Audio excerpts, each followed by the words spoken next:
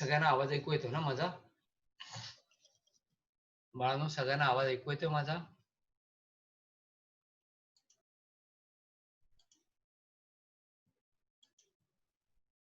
सगळ्यांना माझा आवाज ऐकू येतोय ना? ओके.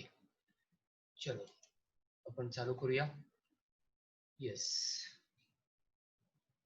एकता, तुझी परीक्षा चालू आहे का बाळा?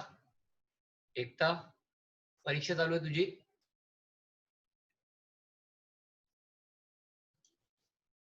कुठले झाला पेपर? बायोलॉजी झाला का व्हायचा आहे? झाला? काय विचारलेलं किंगडम ॲनिमलियावरती? आला का? कसा गेला पेपर? पेपर कसा गेला आणि काय विचारलेलं किंगडम ॲनिमलियावरती? इझी होता. ॲनिमलियावरती काय विचारलेलं का? किंगडम ॲनिमलियावरती?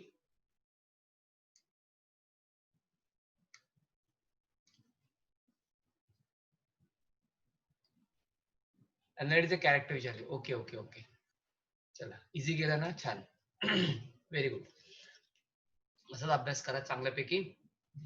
नाव बघा, आपण ना तुम्हाला ह्याच्या अगोदरचे एमसीक्यू सरने पाठवले, त्याच्यात काय डाऊट आहे का? ओके.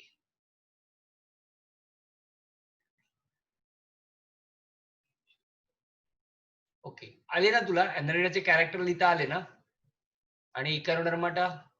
हो. Okay, okay. ठीक आहे, ठीक आहे. चलो, very good, very good. Good, good, good. छान.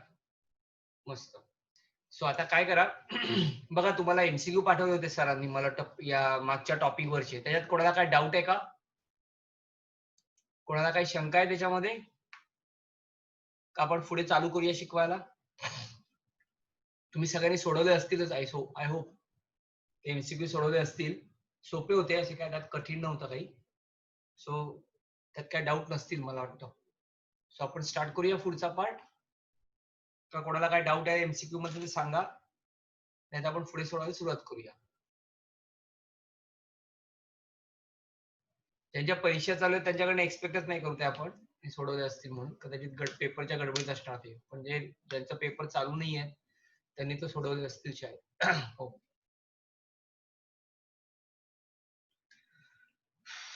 ठीक आहे. चला, आपण पुढे जाऊया. बघा, आपण लास्ट लेक्चरला काय बघितलेलं माहितीये का? आपण लास्ट लेक्चरला बघितलेले डिफरंट क्रायटेरिया. बरोबर? हे का बघितले आपण? तर ॲनिमल्सचं क्लासिफिकेशन करण्यासाठी आपल्याला काहीतरी बेस पाहिजे. मग आपण काय काय ऍक्च्युली बेस बघितले? तर आपण बेस बघितला लेवल ऑफ ऑर्गनायझेशन. म्हणजे जो सेल्युलर लेवल आहे का, तो टिश्यू लेवल आहे का, तो ऑर्गन लेवल आहे का, तो सिस्टीम लेवल आहे का, हे आपण पहिला क्रायटेरिया चेक केला. कुठलाही ॲनिमल घेतला तर या क्रायटेरियामध्ये बसणार.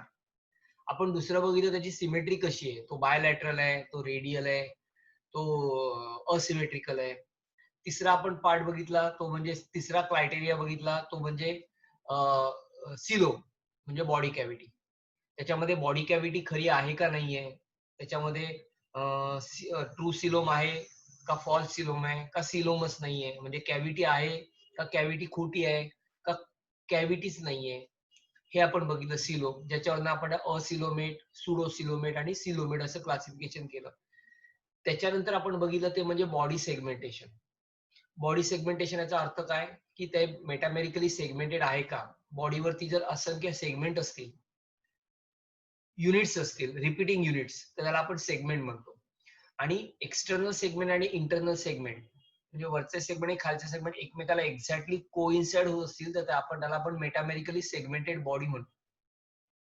तर आपण हे सेगमेंटेशन बघितलं. त्याच्यानंतर आपण तो ॲनिमल डिप्लोब्लास्टिक आहे का ट्रिप्लोब्लास्टिक आहे बघितला. म्हणजे either it is made up of 2 layer और 3 लेयर्स. सो हे आपण बघितलं. आणि शेवटचं आपण बघितलेलं ते म्हणजे ते तुम्हाला नाही ते एक्स्ट्राचं आहे, दॅट इज कॉल्ड स्केलेटन म्हणजे बॉडी सपोर्ट. स्केलेटन आहे का का नाहीये, म्हणजे एक्झोस्केलेटन आहे का एंडोस्केलेटन आहे. मग एक्झोस्केलेटन कशाने बनलाय, एंडोस्केलेटन कशाने बनलाय, तर असं आपण बघितलं. म्हणजे कुठलाही ॲनिमल मला जेव्हा क्लासिफाय करायचं असेल तेव्हा मला हे सगळ्या गोष्टी लागणार किंवा हे बेसिक मला पॅटर्न लागणार. आपण पहिल्या याच्यामध्ये पण आपण ब्लाइंड सॅक पॅटर्न आणि ट्यूब विदिन ट्यूब पॅटर्न बघितलेलं.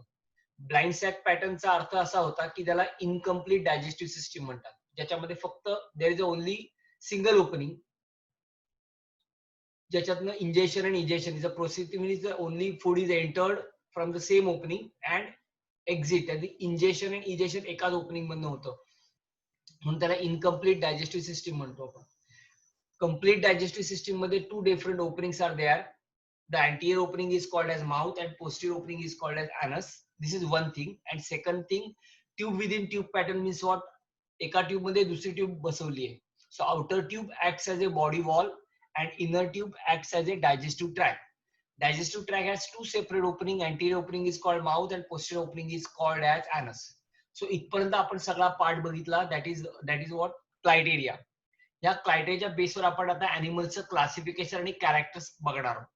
सो तुम्हाला असं मी सांगितलेलं की सगळे जे अॅनिमल्स आहेत हे बेसिकली दोन पार्ट मध्ये डिवाइड केले गेले.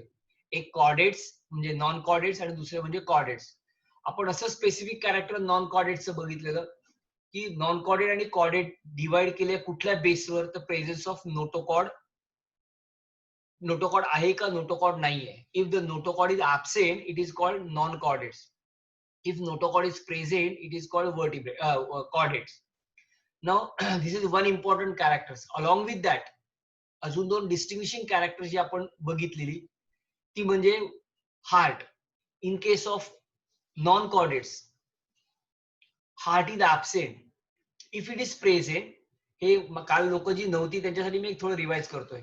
If it is present, it is situated on the ventral side. This is second important characteristics of non-chordates. First, notochord is absent. Second very important thing, heart is absent. If it is present, it is situated on the dorsal side. It is situated on the dorsal side. So, me ventral bolo. It is situated on the dorsal side. This is one. The second and third, and very important, nerve cord is present. बऱ्याच जणांचा असा समज आहे की इन्व्हर्टिब्रेट्स मध्ये nervous system नाहीये. असं नाहीये. इन्व्हर्टिब्रेट म्हणजे नॉन कॉर्डेट्स मध्ये नर्वस सिस्टीम आहे.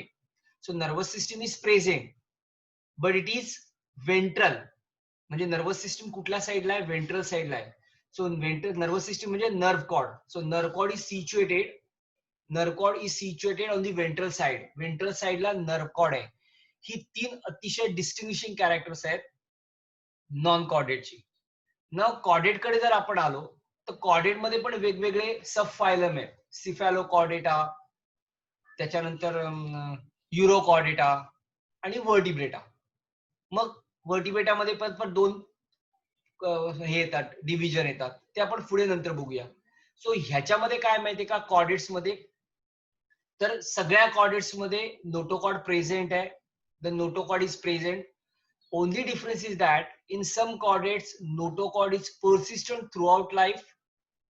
In some chordates we called as vertebrates, the notochord is replaced by vertebral column. So notochord is present. This is one thing. Second, heart is present, and if it is present, it is situated. If heart is present and it is situated on the ventral side, heart ventral side, आपल्यामध्ये heart ventral side ला आहे. And third and very important, the nerve cord, okay, which we called as spinal cord, is situated on the dorsal side. So exactly इनव्हर्टिब्रेटच्या opposite characters व्हर्टिब्रेटचे आहेत. आणि म्हणून हे पक्क लक्षात ठेवायचं की जेवढे म्हणून व्हर्टिब्रेट्स आहेत, तुम्हाला सुदैवाने डिसेक्शन हा प्रकार नाहीये, पण जे कोणी आता मेडिकलला वगैरे जातील किंवा कुठल्याही बेसिक गोष्टी आहेत की ज्या वेळेला आपण व्हर्टिब्रेट किंवा कॉर्डेट एक्सपोज करतो म्हणजे डिसेक्ट करतो, म्हणजे ओपन करतो अॅनिमलला, त्यावेळेला अॅनिमलच्या व्हेंट्रल साईडने त्याला डिसेक्ट केलं जातं.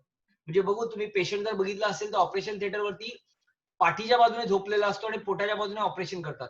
फार रेअर ऑपरेशन असे आहेत की जी मागच्या बाजूने केली जातात, म्हणजे डॉर्सल साईडने केली जातात, स्पेशली स्पाइनची ऑपरेशन. अदरवाइज मेजर सगळी जी ऑपरेशन्स आहेत ही सगळी वेंट्रल साईडने करतात. त्याचं कारण असं आहे की नर्वकॉर्ड जी आहे ती मागच्या बाजूला आहे, म्हणजे डॉर्सल साईडला आहे. मग जर मागणं केलं आणि जर डॉर्सल साईडची नर्वकॉर्ड जर पंक्चर झाली किंवा कुठेतरी कट झाली तर अॅनिमल पॅरालाइज होऊ नये किंवा होतो. म्हणून मोस्ट ऑफ दी ऑपरेशन सगळी जी आहेत ती सगळी व्हर्टिब्रेट मध्ये ही वेंट्रल साईडने करतात. आणि बरोबर याच्या उलट इनव्हर्टिब्रेट जर आपल्याला एक्सपोज करायचे असतील, म्हणजे डिसेक्ट करायचे असतील, म्हणजे नॉन कॉर्डेट जर डिसेक्ट करायचे असतील, राईट फ्रॉम प्लॅटीहेल्मिन्स पासून सगळे पुढे, कारण याच्यामध्ये नर्वस सिस्टीम डेव्हलप होत चालली किंवा ऑर्गन सिस्टीम डेव्हलप होते, तर असे अॅनिमलला मला एक्सपोज करायचं असेल तर मग ते कोणत्या बाजूने करणार, तर तुम्ही ती डॉर्सल बाजूने करणार. आणि म्हणून बेस्ट एक्झाम्पल मी तुम्हाला दिलेलं कॉकरोच. कॉकरोच तुम्ही बघितलं असेल तर कॉकरोचची जी विंगची जी साईड आहे, जिकडे विंग असतात, ती झाली त्याची डॉर्सल साईड. म्हणजे कॉकरोच चालतोय त्याच्यावरती, जमिनीवरती. त्याची जी वरची बाजू आहे ती डॉर्सल साईड आहे आणि खालची बाजू ती वेंट्रल साईड आहे. आता कॉकरोच हा नॉन कॉर्डेट्स आहे. मग त्याच्या वरच्या बाजूला डॉर्सल साईडला हार्ट आहे आणि वेंट्रल साईडला नर्व्ह कॉर्ड आहे. परत सांगतो, नर्व्ह कॉर्ड आणि स्पाइन याच्यामध्ये बरेच लोक गडबड करतात. स्पाइन याचा अर्थ व्हर्टिबल कॉलम. व्हर्टिबल कॉलमला दुसरं नाव स्पाइन आहे आणि नर्व्ह कॉर्ड किंवा स्पायनल कॉर्ड असं म्हणतात त्याला. सो नॉन कॉर्डेट मध्ये व्हर्टिबल कॉलम, सॉरी, नॉन कॉर्डेट मध्ये स्पायनल कॉर्ड जो आहे तो कुठल्या साईडला आहे, वेंट्रल साईडला, म्हणजे खालच्या साईडला, म्हणजे पायाच्या साईडला. मग मला जर अॅनिमलला एक्सपोज करायचा असेल कॉकरोचला, तर मी त्याला वरनं एक्सपोज करणार, म्हणजे डॉर्सल साईडने एक्सपोज करणार. आता मला त्या अॅनिमलला जिवंत ठेवायचं असं कन्सिडर करून आपण त्याला कट करतोय. हा, so this is about in general, की जे आपलं तुम्हाला पक्क कायम लक्षात ठेवायचं हे पॉइंट्स, हे विसरायचे नाहीत. नाव, सो हे सगळ्यांना क्लिअर झालं का? आपण पुढे जाऊया. Everything is clear. Non chordate आणि नॉन कॉर्डेट आणि नॉन कॉर्डेट मधले सर्वात महत्वाचे डिफरन्स सांगितला मी. जो एकच डिफरन्स पुस्तकात दिलेला आहे, बाकीचे डिफरन्स दिले नाहीयेत, त्यांनी सांगितले नाहीयेत. सो हा बेसिक डिफरन्स मी सांगितला जो आपण आयडेंटिफाय करू शकतो. सो आता आपण अॅनिमलचं क्लासिफिकेशन करणार आहोत. सो अॅनिमलचं क्लासिफिकेशन जे केलं जातं, so animal classification are mainly non chordates and chordates. आपण कॉर्डेट्सचा भाग दुसरा बघणार आहोत. आपण पहिले नॉन कॉर्डेट्स बघणार आहोत. आता सगळे जे अॅनिमल्स आहेत ना, या सगळ्या अॅनिमल्सना किंवा जेव्हा अॅनिमलचं क्लासिफिकेशन करतात तेव्हा त्याचं काहीतरी पिक्युलर कॅरेक्टर डोळ्यासमोर ठेवून केलं जातं. म्हणजे काहीतरी त्याच्यामध्ये पिक्युलर कॅरेक्टर्स असतात. फॉर एक्झाम्पल, तुमचे सगळे मित्र मैत्रिणी एवढी आजूबाजूला असे लोक सगळी आहेत. आपण प्रत्येकाला ना कुठल्या तरी कॅरेक्टरने ओळखतो बघा. अरे अरे हा फार गोरा आहे दिसायला, अरे हा फार उंच आहे, बरोबर ना, अरे ह्याचे डोळे घारे आहेत, अरे हा खूप बडबडतो, अरे हा काळा आहे, किंवा रस्त्यात असा वाकडा वाकडा चालतो, वॉट इट मे बी. त्याची स्पेसिफिक कॅरेक्टरना तो आपण माणूस पक्का लक्षात राहतो. तसं सायंटिस्टने काय केलं, या प्रत्येक अॅनिमलचं काही पिक्युलर कॅरेक्टर्स आहेत. बघा मी परत सांगतो, हे सगळे जनरल कॅरेक्टर्स आहेत. जनरल कॅरेक्टरचा अर्थ काय, इन जनरल तुम्हाला मिळणार. म्हणजे उदाहरणार्थ मी मॅमल्स घेतला तर मॅमल्स मध्ये रॅट पण येतो, बॅट पण येतो आणि ह्युमन पण येतो. पण ह्युमन काय फ्लाइंग उडणारा प्राणी नाहीये, पण बॅट उडतो, बरोबर ना. Bat is a flying mammals. Reptilia, so आपण बघताना जनरल कॅरेक्टर्स बघणार आहोत. जेव्हा मी स्पेसिफिक कॅरेक्टर बघणार, म्हणजे अजून तुम्हाला सांगतो, रेप्टिलियामध्ये कोब्रा जर घेतला किंवा स्नेक घेतला तर स्नेकला हुड असतं. हुड म्हणजे फणा, बरोबर ना. कोब्रा फणा काढतो, म्हणून सगळेच रेप्टाईल फणा काढून चालतात का? नाही. त्या रेप्टाईल मध्ये फोरलिम हँडलिम असतं, त्यांना डिजिट्स असतात, डिजिटला क्लॉज असतात, म्हणजे नख असतात, बोट असतात आणि बोटांना नख असतात.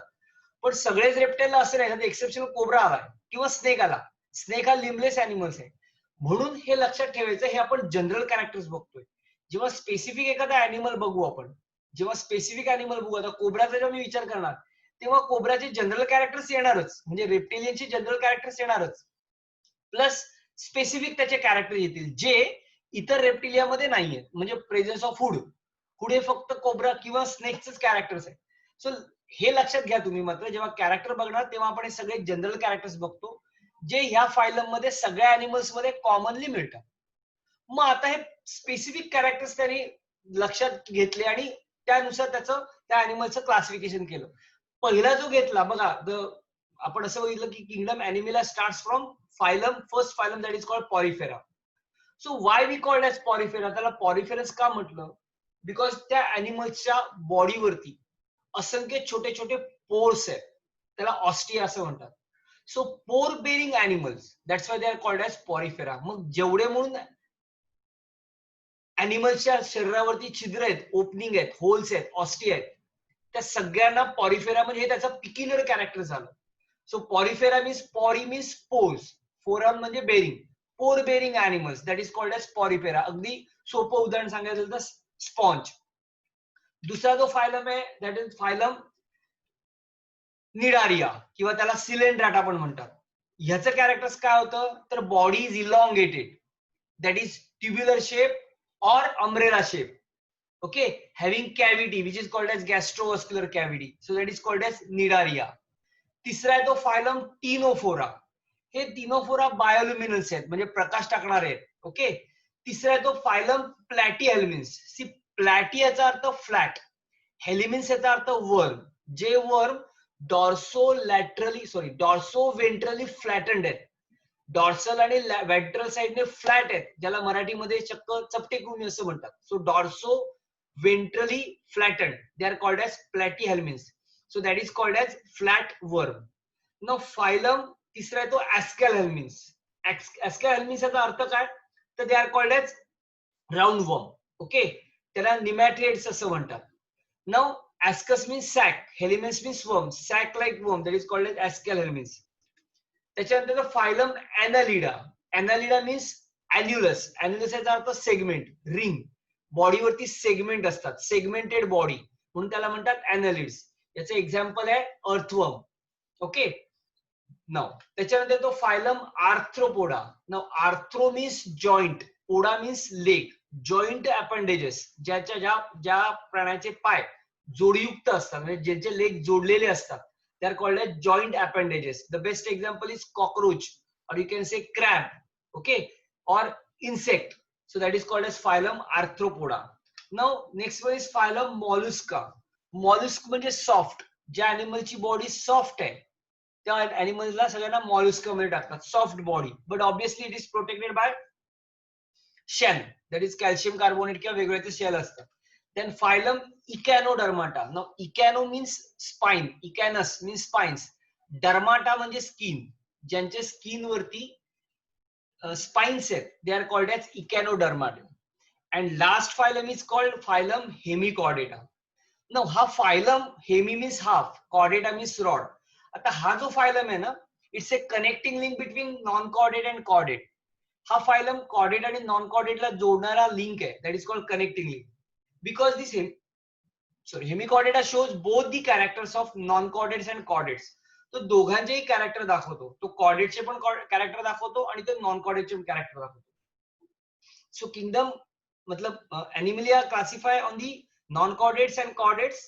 नॉन कॉर्डेट्स इन्क्लूड फर्स्ट, आपण हे प्रत्येक फायलम डिटेल मध्ये बघणार आहोत. So phylum Porifera, pore bearing animal. Phylum Cnidaria, ज्याला सिलेंट्राटा असं पण म्हणतात. Then phylum Ctenophora, C silent आहे हा, Ctenophora. Then phylum Platyhelminthes, then phylum Ascalhelminths, then phylum Annelida, then phylum Arthropoda, then phylum Mollusca, phylum Echinodermata आणि phylum Hemichordata. आता ह्याच्यामध्ये येणारे सगळे अॅनिमल्स, या प्रत्येकाला पिक्युलर कॅरेक्टर्स आहेत. का त्याला Annelida म्हणतात? बिकॉज जेवढे Annelida फायलम, जेवढे अॅनिमल्स, Annelida याचा अर्थ जेवढ्या अॅनिमल्सचा रिंग साइड स्ट्रक्चर आहे ते सगळे Annelida मध्ये येतात. ज्यांचे पाय जोडयुक्त आहेत, ज्यांचे लेग्स जॉईंट अपेंडेजेस आहेत, जॉईंट अपेंडेजेस सगळे आर्थ्रोपोडा मध्ये येतात. ज्या अॅनिमलची बॉडी सॉफ्ट आहे हे सगळे मॉल्युस्का मध्ये येतात. See there are some exceptional cases आहेत त्याला, पण हे आपण जनरल म्हणतो. जनरल म्हणजे याचा अर्थ काय, सगळ्यांचे सगळे ह्युमन्स चे जनरल कॅरेक्टर्स आपण बघतो. प्रत्येक ह्युमन मध्ये सुद्धा थोडीफार व्हरायटी आहे, व्हरायटी नाही म्हणता येणार, व्हेरिएशन्स आहेत, पण जनरल कॅरेक्टर सगळ्या ह्युमन्सचे सारखे आहेत. सगळ्या ह्युमन्सना सेम ऑर्गन्स आहेत, सगळ्या ह्युमनची फिजिओलॉजी सेम आहे, everything is same. There are some special characters, there are some variation, काही काही थोडं व्हेरिएशन असणार, पण हे आपण बघताना सगळे जनरल कॅरेक्टर्स बघतोय. So now start with each and every phylum in detail. प्रत्येक आपण फायलम डिटेल मध्ये आता बघणार आहोत. कॉर्डेटा आपण दुसरा पार्ट बनवू, नॉन कॉर्डेट संपले की आपण कॉर्डेटाकडे जाणार आहोत. सो आपण पहिला फायलम चालू करूया, that is phylum Porifera. The name itself indicated pore bearing animal, that is called as Porifera. बघा, so they are commonly known as sponge, ज्याच्यामध्ये सगळे स्पॉन्ज येतात. नाउ बेसिकली खालचे जे अॅनिमल्स आहेत हे नॉर्मली ना ॲक्वेटिक असतात. त्यातले काही पाण्यामध्ये, म्हणजे ॲक्वेटिक येतात पाण्यात राहणारे, काही फ्रेश वॉटर मध्ये असतात, काही मरीन वाटे असतात. So these are the aquatic animals. Mostly they are marine, but there are few exceptional cases which are fresh water, and they are mostly asymmetrical. They are asymmetrical म्हणजे if you see the asymmetrical means what, when you cut the animal mid ventrally, okay, or mid dorsally, none of the two halves are equal. तुम्ही अॅनिमलला मधनं जर cut केला तर कुठलाही किंवा कुठलेही cut केला तर कुठलेही दोन पार्ट इक्वल कोइन्साइड एकमेकाला होत नाहीत किंवा इक्वल येत नाहीत. That is called asymmetrical animals.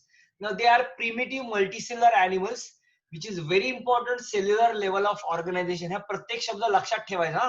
हे सगळे कॅरेक्टर्स आहेत, त्यामुळे हे असेच मला शिकवायला पाहिजेत, फक्त तुम्ही महत्वाचे मी पॉईंट सांगणार ते लक्षात ठेवा.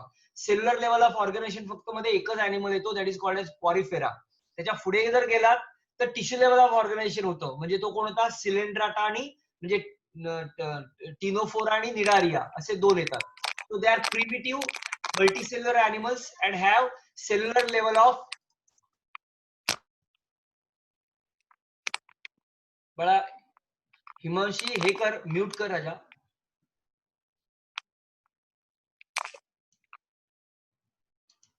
Okay. So cellular level of organization म्हणजे काय, body made up of many cells. Division of labor is very less or either no division of labor. Okay.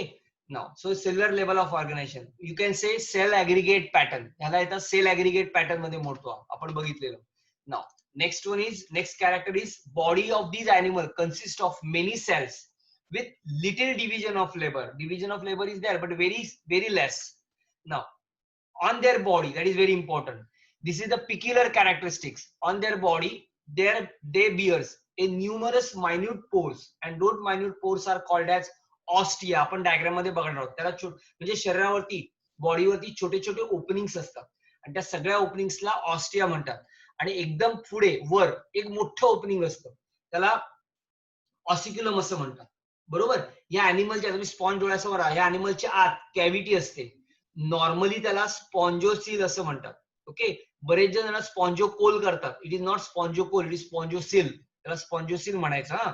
So on their body, they bears its minute pores which is called as ostia. A small openings are there, they are very numerous and scattered all over the body, they are called as ostia. Where is a large opening, a single opening, that is called as ossiculum. So actually what happen, you know, बघ हे सगळे काय करतात, हे digestion, injection, filtration, हे सगळं ह्याच गोष्टींमधनं होतं. याला वॉटर वॉस्क्युलर सिस्टीम असं म्हणतात. पाण्यामध्ये असल्यामुळे अॅनिमल काय करतो, बाहेरनं पाणी आत घेतो. कसं घेतो माहितीये का, या छोट्या छोट्या ओपनिंग मधनं घेतो, म्हणजे ऑस्टियम मधनं घेतो. ऑस्टियम मध्ये आत घेतो, आत त्याचं डायजेशन होतं, म्हणजे स्पॉन्जोसिल मध्ये येतं, which acts as a digestive tract. It is not actually digestive tract. Digestive tract सारखे काम करतात ते ऍक्च्युअली. ते छोटे छोटे सेल्स असतात, आपण पुढे बघणार आहोत. डायजेशन करतात आणि अनडायजेस्टेड फूड मटेरियल किंवा पाणी, त्याच्या आत कॉलर सेल्स असतात, ज्याच्यामुळे व्हायब्रेशन होत असतं सारखं, आणि त्याच्यामुळे पाणी काय, वॉटर करंटमुळे पाणी बाहेर ऑसिक्युलम मधनं बाहेर फेकलं जातं.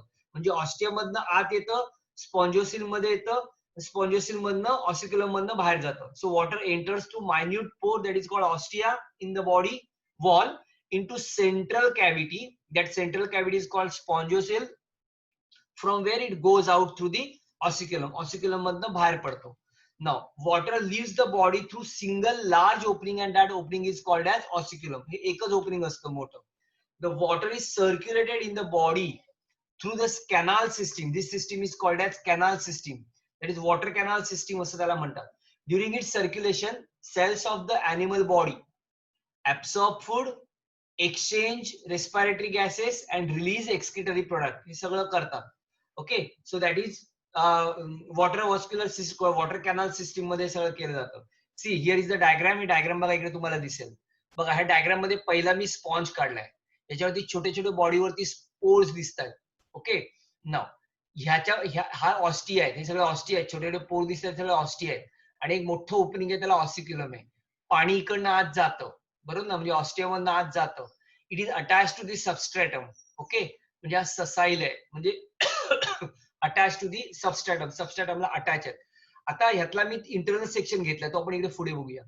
बघा इकडनं काय होणार, पाणी याच्यातनं आत जाणार, आत जाऊन सेंट्रल कॅव्हिटी मध्ये येतं. सेंट्रल कॅव्हिटीला आपण स्पॉन्जोसिल असं म्हणतो, आणि इकडनं ऑसिक्युलम मधनं बाहेर जातं. आता एवढाच पार्ट मी ते एक्सपोज केलाय. ते एक्सपोज केल्यानंतर तुम्हाला असं दिसेल, सर्वात आतला जो लेअर आहे, बाहेरचा एपिडर्मिस आहे, आतला एंडोडर्मिस म्हणूया आपण. ही जी काय आतली लेअर आहे, सगळी आतली लेअर आहे, या आतल्या लेअरला हे सगळे कोनोसाइट असतात, क्वायनोसाइट्स असतात. सॉरी, त्याला क्वायनोसाइट्स असं म्हणतात. हे सगळे दिसतात ते क्वायनोसाइट्स. हे एक सिंगल क्वायनोसाइट्स आहेत. क्युओनोसाइट्स मध्ये न्यूक्लियस आहे, त्याच्यात एंटरला कॉलर आहे, आणि कॉलरच्या पुढे फ्लॅजेलम आहे. हे फ्लॅजेलम बीट होत असतात, बरोबर ना. हे ऑस्टियम आहे, ऑस्टियम मधनं पाणी आत जाणार. क्लिअर. त्याच्यानंतर आत छोटे छोटे तुम्हाला स्पिक्युल्स दिसत आहेत, म्हणजे काट्यासारखे पार्ट असतात. जे वेगवेगळ्या गोष्टीने बनलेले असतात, आयदर सिलिका किंवा स्पॉन्जिन फायबर किंवा कॅल्शियमचे बनलेले असतात. सो आपण ह्याचा एक पार्ट तुकडा काढलाय, एवढा तुकडा कट केलाय किंवा हा तुकडा आपण कट केलाय. कळते? सो हेच हे सगळे दिसताय ते तुम्हाला क्वॅनोसाइट्स दिसतायत.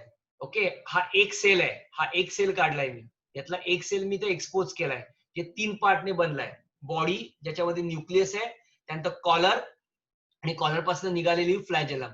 हे फ्लॅजेलम बीट होत असतात आणि बीट झाल्यामुळे पाण्यामध्ये करंट तयार होतो आणि करंट तयार झाल्यामध्ये बाहेरनं आलेलं पाणी इकडनं बाहेर फेकलं जातं. ओके, सो बघू आपण याचं फंक्शन कसं होते.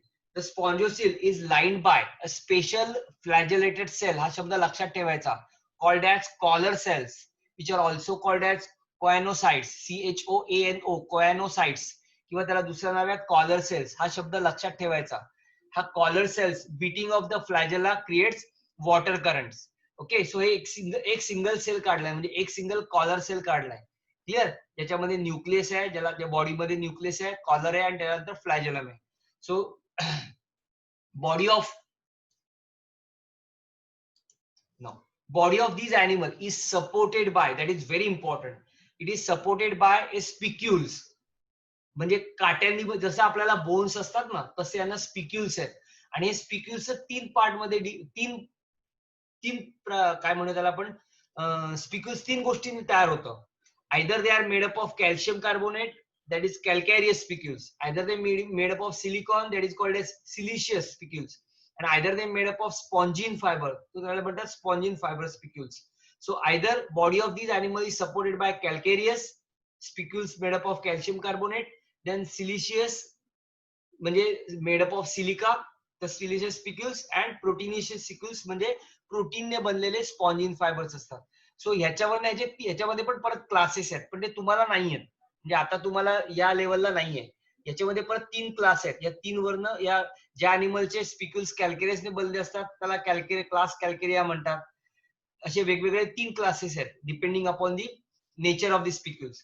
सो इन शॉर्ट हे एवढं लक्षात ठेवा की body made up of, or animal body is supported by spicules which are made up of spongine fiber or silica or calcareous. So either they are called calcareous or silica spicules or proteinaceous spongine spicules or spongine fiber.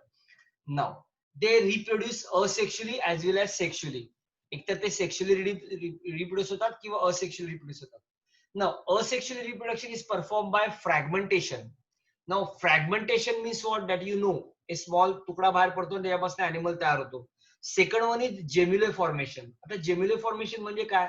Fragmentation he process जेव्हा होते अशा वेळेला होते when there is a favorable condition, but when there is a unfavorable condition, म्हणजे reproduction साठी जेव्हा unfavourable condition असते त्यावेळेला यांच्यामध्ये असेक्शुअल रिप्रोडक्शन कोणत्या मार्गाने होतं, दॅट इज कॉल्ड जेम्युले फॉर्मेशन. ते इकडे बघूया, जेम्युले फॉर्मेशन आहे.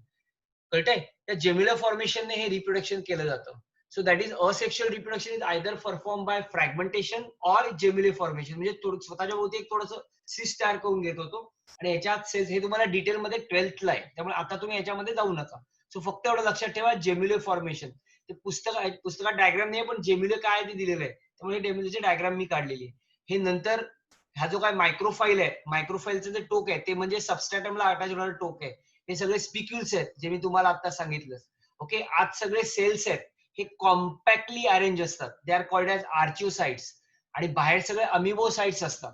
कळतं? हे बस्ट होतं आणि नंतर मायक्रोफाईल सबस्ट्रॅटमला अटॅच होतो आणि याच्यापासून नवीन स्पॉन्ज तयार होतो. So that is called as gemmular formation. This is about a type of asexual reproduction. Fragmentation takes place when there is a favorable condition, and when there is an unfavorable condition, the gemmular formation takes place. Now sexes are not separate. Okay, that is hermaphrodite. The egg and sperms are produced by the same individual. Clear? So एकाच individual वरती, that is called hermaphrodite. So म्हणजे ज्या वेळेला एकाच animal वरती दोन्ही sexes तयार होतात तेव्हा त्याला hermaphrodite म्हणतात. अजून एक एक्झाम्पल आहे ते म्हणजे अर्थवर्म. अजून पुढे आपण बघणार आहोत. Now fertilization is internal and development is indirect. आता fertilisation is internal and development is indirect. बघा आता ना, हे डायरेक्ट आणि इनडायरेक्ट असे 2 मेटामॉर्फोसिस आहेत. ऍक्च्युली मेटामॉर्फोसिस म्हणजे काय माहितीये का तुम्हाला? Have you heard term Metamorphosis? Metamorphosis he term कोणी ऐकलीये का? तुम्हाला माहितीये का मेटामॉर्फोसिस म्हणजे काय?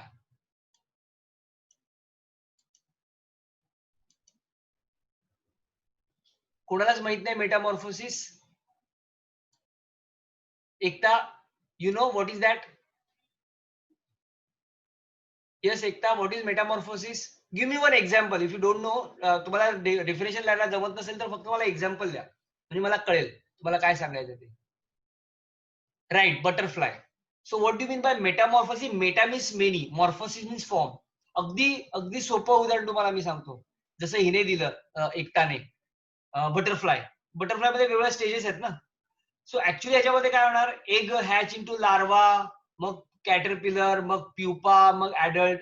फ्रॉगचं घेतलं तर फ्रॉग मध्ये सुद्धा, फ्रॉग मध्ये फर्टिलायझेशन झाल्यानंतर एग होतं, एक हे काय ते एग हॅच होतं, मग त्याच्यानंतर टॅडपोल लार्वा, मग गिल असलेला लार्वा, मग टेल असलेला लार्वा, लार्वा, असं करत करत करत करत मग ऍडल्ट फ्रॉग तयार होतो.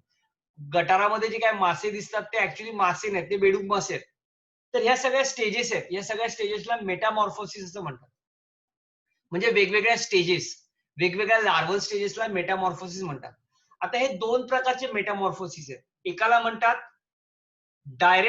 इनडायरेक्ट मेटामॉर्फोसिस, किंवा त्याला दुसरं नाव आहे कम्प्लीट मेटामॉर्फोसिस. लक्षात घ्या दोघांमध्ये. आता इनडायरेक्ट मेटामॉर्फोसिस म्हणजे काय, तर इनडायरेक्ट किंवा कम्प्लीट मेटामॉर्फोसिस म्हणजे काय, तर ज्याच्यामध्ये ना लार्वल स्टेज ही ऍडल्ट स्टेज पेक्षा पूर्णपणे डिफरंट असते. म्हणजे तुम्ही फ्रॉग बघाल किंवा काय बटरफ्लाय बघाल, तर बटरफ्लाय मध्ये ऍडल्ट बटरफ्लाय बघाल तर त्याला विंग्स आहेत. पण तुम्ही कॅटरपिलर बघा, त्याच्या अगोदरची स्टेज, लार्वा प्युपल स्टेज बघा, यांच्यामध्ये कुठलेही ऍडल्ट सारखं लक्षणं दिसत नाहीत किंवा ऍडल्ट सारखे दिसत नाहीत. So when the larva stage is totally different from adult, it is called as complete Metamorphosis. त्याला कम्प्लीट मेटामॉर्फोसिस म्हणतात, किंवा त्याला इनडायरेक्ट मेटामॉर्फोसिस म्हणतात. जसं फ्रॉग मध्ये पण इनडायरेक्ट मेटामॉर्फोसिस आहे. म्हणजे लार्वल फ्रॉग आणि ऍडल्ट फ्रॉग पूर्णपणे वेगळा असतो. ऍडल्ट फ्रॉगला टेल नसते, पण लार्वल फ्रॉग मध्ये टॅडपोल लार्वा आहे, टेल असलेला लार्वा हे आहे, फ्रॉग आहे, बरोबर ना. टॅडपोल लार्वा म्हणतो आपण. गिल्स असलेला हे आहे, फ्रॉग आहे. सो ऍडल्ट फ्रॉग पेक्षा लार्वल फ्रॉग पूर्णपणे वेगळा असतो. सो जेव्हा लार्वल स्टेज आणि ऍडल्ट स्टेज पूर्णपणे वेगळी असते, आयडेंटिफाय पण करता येत नाही, तेव्हा त्या प्रकारच्या मेटामॉर्फोसिसला कम्प्लीट मेटामॉर्फोसिस म्हणतात, किंवा त्याला इनडायरेक्ट मेटामॉर्फोसिस म्हणतात. दुसरी जी आहे ती इनकम्प्लीट मेटामॉर्फोसिस. इनकम्प्लीट मेटामॉर्फोसिस याचा अर्थ, किंवा त्याला दुसरं नाव आहे डायरेक्ट मेटामॉर्फोसिस. डायरेक्ट मेटामॉर्फोसिस किंवा इनकम्प्लीट मेटामॉर्फोसिस म्हणजे काय, तर ह्याच्यामध्ये ना लार्वल स्टेज नसतेच, एग हॅच होतो आणि एक्झॅक्टली सिमिलर ऍडल्ट सारखा दिसतो. म्हणजे अगदी सोपं उदाहरण तुम्हाला सांगतो, कॉक्रोच आहे बघा. कॉक्रोच मध्ये ह्या प्रकारची मेटामॉर्फोसिस आहे. कॉक्रोच मध्ये एग हॅच होतं आणि छोटस कॉक्रोच दिसतं. जे कॉक्रोच ऍडल्ट सारखं एक्झॅक्टली असतं, ते जे काय छोटं कॉक्रोच आहे, that small cockroach is called as nymph, NYMPH. That nymph is totally exactly similar to that of adult. Only thing is that there is no sex organ. त्याच्यामध्ये sex organ develop झालेले नसतात. पण तुम्ही छोटा cockroach आणि मोठं cockroach एकमेकांच्या जवळ ठेवलं तर तुम्हाला काही फरकच दिसणार नाही त्याच्यात, जर बारीक बघितलं तर. पण अदरवाईज त्याची जी काय लार्वल स्टेज आहे, लार्वल स्टेज नसतेच, एक बंद जे हॅच होऊन बाहेर पडतं ते बाहेर पडलेलं ज्याला निम्फ म्हणतात, NYMPH, ते निम्फ आणि ऍडल्ट एक्झॅक्टली सिमिलर दिसतं. So when there is a no larval stage, जेव्हा लार्वल स्टेज नसते, एक डायरेक्ट हॅच होऊन ऍडल्ट सारखं दिसणारा हे तयार होतो, काय निम्फ तयार होतो ह्याच्यामध्ये, कोणामध्ये आपण कॉक्रोच मध्ये बघतोय, तेव्हा त्या प्रकारच्या ह्याला काय मेटामॉर्फोसिसला म्हणतात इनकम्प्लीट मेटामॉर्फोसिस, किंवा त्याला म्हणतात डायरेक्ट मेटामॉर्फोसिस. तर आता ह्या दोन्ही टर्मिनॉलॉजी आपल्याला कायम लागणार आहेत. डायरेक्ट मेटामॉर्फोसिस, इनडायरेक्ट मेटामॉर्फोसिस, किंवा complete Metamorphosis, incomplete Metamorphosis. So ह्यांच्यामध्ये फर्टिलायझेशन इंटरनल होतं. Now tell me what is the difference between internal fertilization and external fertilization, and give me one example. External fertilization चा एखादा example द्या, internal fertilization चा एखादा example द्या मला. What do you mean by external fertilization? And give me one example.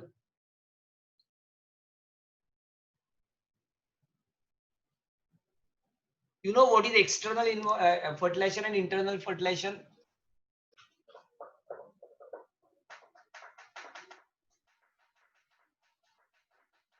Right, internal fertilization human मध्ये होतं. Okay, external fertilisation fish मध्ये होतं. ओके, अजून एक्झाम्पल, कॉमन एक्झाम्पल द्या. यातला फिश मध्ये पण ना एक्सेप्शनल केसेस आहेत. म्हणजे स्पेशली काही आणि फिश मध्ये फर्टिलायझेशन एक्सटर्नल होतं.